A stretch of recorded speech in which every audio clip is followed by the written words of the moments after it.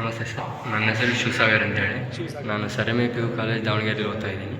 ನನ್ನ ಪ್ರಶ್ನೆ ಬಂದುಬಿಟ್ಟು, ಸರ್ ನನಗೆ ಇನ್ನೂ ಓದಬೇಕು ಅಂತ ಇದೆ, ಬಟ್ ಆದರೆ ನಿದ್ದೆ ಕಂಟ್ರೋಲ್ ಆಗ್ತಿರಲ್ಲ. ಓದುವಾಗ ಪದೇ ಪದೇ ನಿದ್ದೆ ಬರೋದು, ಓದಿದ್ದು ನೆನಪಾರ್ದಂಗೆ ಆಗೋದಾಗ್ತಾಯಿದೆ. ಅದಕ್ಕೆ ನೀವು ಏನಾದರೂ ಪರಿಹಾರ ಹೇಳ್ಬೋದಾ ಸರ್? ನಿದ್ರೆ ಬರುತ್ತೆ. ನಿದ್ರೆ ಶಿವಸಾಗರ್, ನೀ ಹೇಳೋದು ಕರೆಕ್ಟಪ್ಪ. ನಿದ್ರೆ ಅಂದರೆ ಏನು ಅಂತ ಮುಖ್ಯ ತಿಳ್ಕೊಬೇಕು. ದೇಹಕ್ಕೆ ಆಯಾಸವಾದಾಗ ನಿನಗೆ ಗೊತ್ತಿಲ್ಲದ ಹಾಗೆ ಕಣ್ಣು ಮುಚ್ಚುತ್ತೆ, ತೂಕಡಿಕೆ ಬರುತ್ತೆ ಅಂತೀವಿ. ದಯವಿಟ್ಟು ತಿಳ್ಕೊಬೇಕಾದ್ದು ಎರಡು, ಆಕಳಿಕೆ ಮತ್ತು ನಿದ್ರೆ. ಇವು ಸೈಂಟಿಫಿಕ್ ಪ್ರೊಸೆಸ್. ಇದು ಆಕಳಿಕೆ ಬರೋದು ಯಾವಾಗ ಗೊತ್ತಾ? ಮೆದುಳಿಗೆ ಸುಸ್ತಾದಾಗ ಆಕ್ಸಿಜನ್ ಬೇಕದಕ್ಕೆ. ದೀರ್ಘ ಆಕಳಿಸೋದು ಜಾಸ್ತಿ ಆಕ್ಸಿಜನ್ ತೊಗೊಳ್ಳೋದು ಒಳಗಡೆ. ಬ್ರೈನ್ ಸುಸ್ತಾದಾಗ ಮಾತ್ರ ಆಕಳಿಕೆ ಬರುತ್ತೆ.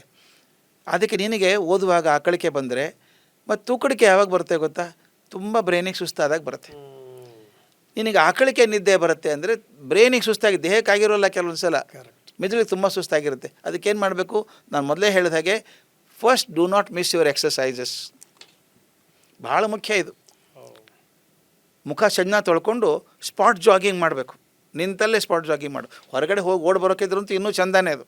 10 ನಿಮಿಷ ಹೊರಗಡೆ ಬಯಲಲ್ಲಿ ಓಡಿ ಬರೋದಿದ್ರೆ ಇನ್ನೂ ಚೆಂದ, ನ್ಯಾಚುರಲ್ ಅಟ್ಮಾಸ್ಫಿಯರ್ ಇರ್ತದೆ. ಯಾವಾಗ ನೀನು ಓಡೋಕ್ಕೆ ಶುರು ಮಾಡ್ತೀವಿ, ಯಾಕೆ ಓಡಬೇಕು ಅಂತ ಹೇಳ್ತೀನಿ ಅಂದರೆ, ಉಸಿರು ಜೇಗ್ ತೊಗೋತೀವಲ್ಲ, you pump so much of oxygen into the brain. ಈ ಬ್ರೈನ್ ಸೆಲ್ಸ್ ಇದಾವಲ್ಲ, they need oxygen very badly. ನನ್ನ ದೇಹದ ಯಾವುದೇ ಭಾಗಕ್ಕಿಂತ ಬ್ರೈನಿಗೆ ಆಕ್ಸಿಜನ್ ಜಾಸ್ತಿ ಬೇಕು. ಅಲ್ಲಿ ಜಾಸ್ತಿ ಕೆಲಸ ಇರೋದು ಇಲ್ಲೇ. ಅದಕ್ಕೆ ಒಂದು 5 ನಿಮಿಷ ಓಡಿ ಬಂದರೆ, ಎಕ್ಸಸೈಸ್ ಮಾಡಿದರೆ ಆಕ್ಸಿಜನ್ ಪಂಪ್ ಆಗುತ್ತೆ, ಬ್ರೈನ್ ಫ್ರೆಶ್ ಆಗುತ್ತೆ. ಆಗ ನೋಡಿ ನೀನು ಓದಿದ್ದೆಲ್ಲ ನೆನಪಿಡ್ಕೊಳ್ಳುತ್ತೆ, ನಿದ್ದೆ ಬರೋಲ್ಲ. ನಿದ್ದೆ ಬರೋದು ಅಂದರೆ ಸಿಂಪಲ್ಲಾಗಿ ಬ್ರೈನಿಗೆ ಸುಸ್ತಾಗಿದೆ ಅಂತ. ಕೆಲವು ಹೀಗೆ ಕೂತ್ಕೊಂಡು ಓದ್ತಾರೆ, ನೋಡ್ಬೇಕು ಅದನ್ನು ಎಷ್ಟು ಚಂದ ಮಾಡ್ತಾರೆ ರಂಗನಾಥ್ ಅವರೇ. ನನಗೆ ಭಾಳ ಆಸೆ, ಮಕ್ಕಳ ಬಗ್ಗೆ ಭಾಳ ಪ್ರೀತಿ. ಬೆಳಗ್ಗೆ ಅಲಾರಾಮ್ ಇಟ್ಕೊಂಡ್ಬಿಡ್ತಾರೆ, 5 ಗಂಟೆಗೆ ಹೇಳಬೇಕು ಅಂತ. ಅಲಾರಾಮ್ ತನ್ನ ಪಾಡಿಗೆ ಮಾಡುತ್ತೆ ಅದು. ಬೆಳಗ್ಗೆ ನಿದ್ದೆ ಚೆಂದ ಅಲ್ವಾ? ಪಟ್ಟಂದು ಬಡ್ದು ಇನ್ನೊಂದು 10 ನಿಮಿಷ ಮಲ್ಕೋತೀನಿ ಅಂತ ಮಲ್ಕೊಳ್ಳೋದು. ಮತ್ತು ಅಮ್ಮ ಬಂದು ಎಬ್ಬಿಸ್ತಾರೆ 6 ಗಂಟೆಗೆ. ಎದ್ದು ಕೂಡೋದು, ಹಾಸಿಗೆ ಮೇಲೆ ಕೂಡೋದು, ಬೆನ್ನು ವಯಸ್ಸತ್ತೆಲ್ಲ ಗೋಡೆಗೆ ಆಣಿಸಿ ಕೂತ್ಕೊಳ್ಳೋದು. ಆಮೇಲೆ ಸ್ವಲ್ಪ ಚಳಿ ಆಗ್ತದೆ, ಚಾದರ್ ಸ್ವಲ್ಪ ಕಾಲ ಮೇಲೆ ಹೇಳ್ಕೊಳ್ಳೋದು. ಒಂದು 10 ನಿಮಿಷಕ್ಕೆ ಪುಸ್ತಕ ಓದ್ತಿರ್ತೀವಿ, ಮಲ್ಕೊಂಡಿರ್ತಾರೆ. ಅದು ಓದೋ ಸ್ಟೈಲ್ ಅಲ್ಲ ಅದು. ಸ್ವಚ್ಛ ಮುಖ ತೊಳ್ಕೊಂಡು ಒಂದು ಕಡೆ ಕೂತ್ಕೋಬೇಕು. ಟೇಬಲ್ ಚೇರ್ ಇದ್ದರೆ ಸರಿ, ಇದ್ರ ಏನಾದರೂ ಇರಲಿ, ಟೇಬಲ್ ಚೇರೇ ಬೇಕು ಅಂತಿಲ್ಲ. ನೆಲದ ಮೇಲೆ ಎಲ್ಲೋ ಕಡೆ ಶಾಂತ ಜಾಗ ಇರೋ ಹಾಗೆ, ಮನಸ್ಸು ಡಿಸ್ಟ್ರಾಕ್ಷನ್ ಆಗದ ಹಾಗೆ. ಕೆಲವು ಅಡುಗೆ ಮನೇಲಿ ಕೂತು ಓದ್ತಾರೆ. ಇನ್ನೊಂದು ಮಾತು ಹೇಳ್ಬಿಡ್ಬೇಕು ಇಲ್ಲಿ, ಕೆಲವರು ಟಿ ವಿ ನೋಡ್ತಾ ಓದ್ತಾರೆ, ಕೆಲವು ಮ್ಯೂಸಿಕ್ ಕೇಳ್ತಾ ಓದ್ತಾರೆ. ಮ್ಯೂಸಿಕ್ ಕೇಳಿದರೆ ನನಗೆ ಚೆನ್ನಾಗಿ ಬರ್ತದೆ ಅಂತ. ಅದು ತಪ್ಪು ತಪ್ಪು ತಪ್ಪು. ಹೌದಾ? ಖಾತ್ರಿ ತಪ್ಪದು. ಯಾಕಂದರೆ ನೀವು ಬ್ರೈನ್ ಹೆಂಗಿದೆ ಅಂದರೆ, ಒಂದು ಕೆಲಸ ಮಾಡ್ತಿದ್ರೆ ತುಂಬ ಚುರುಕಾಗಿ ಮಾಡುತ್ತೆ, 2 ಕೆಲಸ ಮಾಡಿದ್ರೆ ಹಂಚಿ ಹೋಗುತ್ತೆ, ಅದರ ವಿಭಾಗ ಆಗುತ್ತೆ. ಒಂದು ತಮಾಷೆ ಪ್ರಸಂಗ ಹೇಳ್ತೀವಿ, ಮನೆ ಪ್ರಾಕ್ಟೀಸ್ ಮಾಡಿ, ನೀವು ಮನೆ ಮಾಡಿ ನೋಡಿ. ಒಂದು ಪೇಪರ್ ಇಟ್ಕೋ, 1 2 3 4 5 6 ಎಲ್ಲರಿಗೂ ಬರುತ್ತೆ ಬರೆಯೋದಕ್ಕೆ. ವಾಚ್ ಸ್ಟಾಪ್ ಕ್ಲಾಕ್ ಇಟ್ಕೋಬೇಕು. ವಾಚ್ ಇಟ್ಕೊಂಡು ಸ್ಟಾರ್ಟ್ ಅಂದು 1 2 3 4 5 6 7 8 9 10 10 ವರ್ದಿಲ್ಸ್ಬಿಡು. 8 ಸೆಕೆಂಡ್ ನೋಡಿದೆ ಬರೀ, ಅದು ಮುಂದೆ 5 ಸೆಕೆಂಡ್ ತೊಗೊಂಡೆ ಬರೀ. ಅದ್ರ ಕೆಳಗೆ ABCDEFGHIJK ಬರೀ, ಜೆ ತನಕ ಬರೀ. 10 ಆಲ್ಫಾಬೆಟ್ಸ್ ಟಕ ಟಕ ಬರೀ. 7 ಸೆಕೆಂಡ್ ತೊಗೊಂಡು ಅದು ಮುಂದೆ ಬರೀ. 7 ಸೆಕೆಂಡು ಅಂತ ಇಟ್ಕೊ. 5 ಸೆಕೆಂಡು ನಂಬರ್ ಬರೆಯೋದಕ್ಕೆ, 7 ಸೆಕೆಂಡು ಅಕ್ಷರ ಬರೆಯೋದಕ್ಕೆ ಅಲ್ವಾ? ಪೇಜ್ ತಿರುಗಿಸ್ಬೇಕೀಗ, ಆ ಪೇಜಲ್ಲಿ ಬರೆಯೋಂಗಿಲ್ಲ. ತಿರುಗಿಸಿ ಏನು ಬರೀಬೇಕು ಗೊತ್ತಾ? 1A ಪಕ್ಕದಲ್ಲಿ ಒಂದ್ರ ಕೆಳಗೊಂದಲ್ಲ, 1A 2B 3C 4D 5E ಬರ್ಕೋತ ಹೋಗು. 10J ತನಕ ಬರೀ. ಎಷ್ಟು ಸೆಕೆಂಡ್ ತೊಗೋತೀನಿ ನೋಡು. ಎರಡೂ ಸೇರಿದ 12 ಸೆಕೆಂಡ್ ಆಗಬೇಕಾಗಿತ್ತಲ್ಲ, 20 ಸೆಕೆಂಡ್ ಒಳಗೆ ಆಗೋದೇ ಇಲ್ಲ ಅದು. ಯಾಕೆ? 2 ಸೇರಿ 12 ಆಗಬೇಕಾಯ್ತಲ್ಲ. ಹಾಂ, ಶಿಫ್ಟ್ ಆಗುತ್ತಲ್ಲ. The brain has to change the track between alphabets and numbers. ಈ ಸ್ವಿಚಿಂಗಲ್ಲಿ ಟೈಮ್ ಲಾಸ್ ಆಗುತ್ತೆ. ಆದ್ದರಿಂದ ನಾನು ಹೇಳ್ಕೊತೀನಿ, ಐ ಕ್ಯಾನ್ ಮಲ್ಟಿ ಟಾಸ್ಕಿಂಗ್ ಇದ್ದೀನಿ ನಾನು. ಒಂದೇ ಸಲ ಎಲ್ಲ ಕೆಲಸ ಮಾಡ್ತೀನಿ. ಟಿ ವಿ ನೋಡ್ತಾ ಓದ್ತೀನಿ. ಯಾವುದಾದ್ರೂ ಒಂದು ಮಾಡಪ್ಪ. ಟಿ ವಿನಾದರೂ ನೋಡು ಭಕ್ತಿಯಿಂದ, ಇಲ್ಲ ಓದಾದರೂ ಓದು. ಎರಡೂ ಮಾಡೋಕ್ಕೆ ಹೋಗಬೇಡಿ. ಅಥವಾ ಈ ಓದಿ ತಾವು ಹೇಳಿದ್ರಲ್ಲ 45 ನಿಮಿಷಕ್ಕೆ ಒಂದು ಗ್ಯಾಪ್ ಕೊಡಬೇಕು. ಆ ಸಂದರ್ಭದಲ್ಲಿ ಬೇಕಾದ್ರೆ ಕೇಳ್ಕೊ, ತೊಂದರೆ ಇಲ್ಲ. ಆದರೆ ಓದುವಾಗ ಮಾತ್ರ ಏಕಾಗ್ರ ಇರಬೇಕು. ಅರ್ಜುನನ ಕಥೆ ಎಲ್ಲರಿಗೂ ಗೊತ್ತಿದೆ. ಬಾಣ ಪ್ರಯೋಗ ಮಾಡಿದಾಗ ಎಲ್ಲರನ್ನೂ ಕರೆದ್ರು ದ್ರೋಣಾಚಾರ್ಯರು. ಗಿಡದ ಮೇಲೊಂದು ಪಕ್ಷಿ ಕಟ್ಟಿದ್ರು, ಯಾರಿಗೆ ಕಾಣುತ್ತೆ ಅಂತ. ಧರ್ಮರಾಜನ ಕರೆದ್ರು, ಕಾಣುತ್ತಾ ಪಕ್ಷಿ? ಕಾಣುತ್ತೆ ಅಂದ. ಮತ್ತೇನು ಕಾಣಿಸುತ್ತೆ? ಮರ ಕಾಣಿಸುತ್ತೆ. ಮತ್ತೇನು ಕಾಣಿಸುತ್ತೆ? ನೀವು ಕಾಣಿಸ್ತೀರಿ, ಎಲ್ಲರೂ ಕಾಣಿಸ್ತಾರೆ. ಬಾಣ ಬೀಳಿಡು ಹೋಗಂದ್ರು ಅವರು. ಆಗಲ್ಲ ನಿನ್ನ ಕಡೆಯಿಂದ. ಎಲ್ಲರೂ ಹಾಗೆ ಹೇಳಿದರು, ಅದು ಕಾಣುತ್ತೆ, ಇದು ಕಾಣುತ್ತೆ ಅಂತ. ಅರ್ಜುನ ಹೇಳ್ದ, ಪಕ್ಷಿ ಕುತ್ತಿಗೆ ಬಿಟ್ಟು ನನಗಿನ್ನೇನೂ ಕಾಣಿಸಲ್ಲ ಅಂದವನು.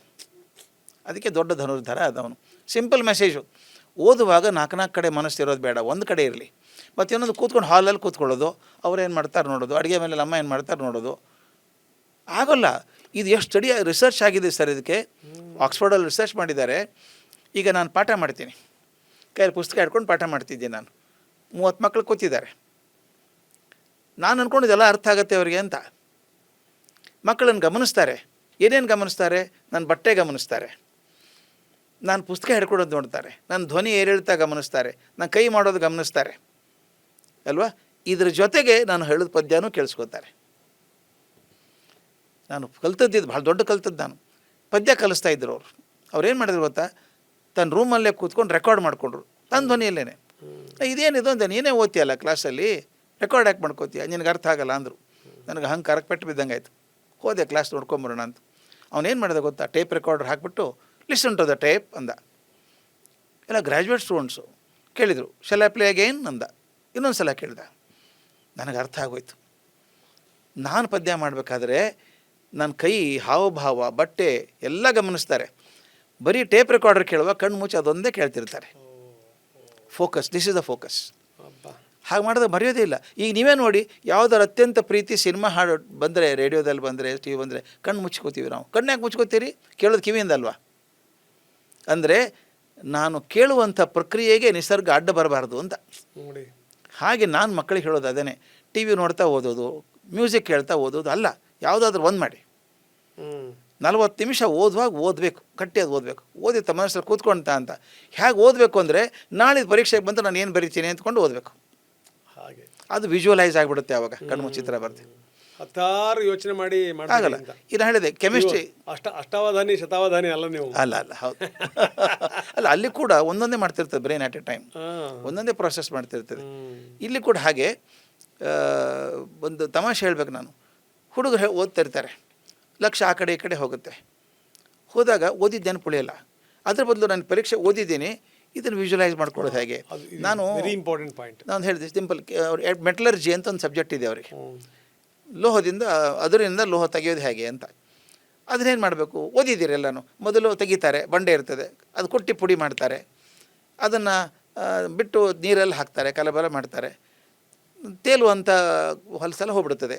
ಗಟ್ಟಿ ಮಟ್ಲು ಗಟ್ಟಿ ತಾನೆ, ಲೋಹ ಗಟ್ಟಿ ತಾನೆ, ಕೆಳಗೆ ಕೂತ್ಕೊಳ್ಳುತ್ತೆ. ಅದನ್ನೇನು ಮಾಡ್ತಾರೆ, ಮ್ಯಾಗ್ನೆಟಿಕ್ ಮೇಲೆ ಒಯ್ತಾರೆ. ಇದೆಲ್ಲ ಕಲ್ತಿದ್ದೆ. ಅದನ್ನು ಸಿನಿಮಾ ಮಾಡೋಕ್ಕೊಳ್ಳಲ್ಲ ನಿಮಗೆ. ಸಿನಿಮಾ ಮಾಡೋಕ್ಕಾಗಲ್ವಾ? ದೊಡ್ಡ ಬಂಡೆ ಅಗಿತಾ ಇದ್ದಾರೆ, ಕಣ್ಣು ಚಿತ್ರ ಬರಬೇಕು, JCB ಹಾಕಿ ಅಗಿತಾ ಇದ್ದಾರೆ. ಅದು ಕಲ್ಲು ಪುಟ್ಟಿ ಪುಡಿ ಮಾಡ್ತಾರೆ, ನೀರಲ್ಲಿ ಹಾಕ್ತಾರೆ. ಈಗ ಮನೇಲಿ ಅಮ್ಮ ಅಡುಗೆ ಅನ್ನ ಮಾಡಬೇಕಾದ್ರೆ ಅಕ್ಕಿ ನೀರಲ್ಲಿ ಹಾಕಿ ಹೆಂಗೆ ಮಾಡ್ತಾಳೆ, ಹೀಗೆ ಬಗ್ಗಿಸ್ತಾಳೆ, ಮೇಲಿನ ಕಸ ಎಲ್ಲ ಹೋಗಲ್ವಾ? ಇದೇ ತಾನೇ ಎಲ್ಲ ಮೆಟಲರ್ಜಿಯಲ್ಲಿ ಮಾಡೋದು. ಹಾಗೆ ಪ್ರತಿಯೊಂದು ಓದಿದ್ದನ್ನು ಒಂದು ಸಿನಿಮಾ ಮಾಡ್ಕೋಬೇಕು ಮನಸ್ಸಲ್ಲಿ, ಅದು ಮರೆಯೋದಿಲ್ಲ. ಎಂಥ ಅದ್ಭುತ. ಕೊನೆಯ ಪ್ರಶ್ನೆ ಗುರುಗಳೇ,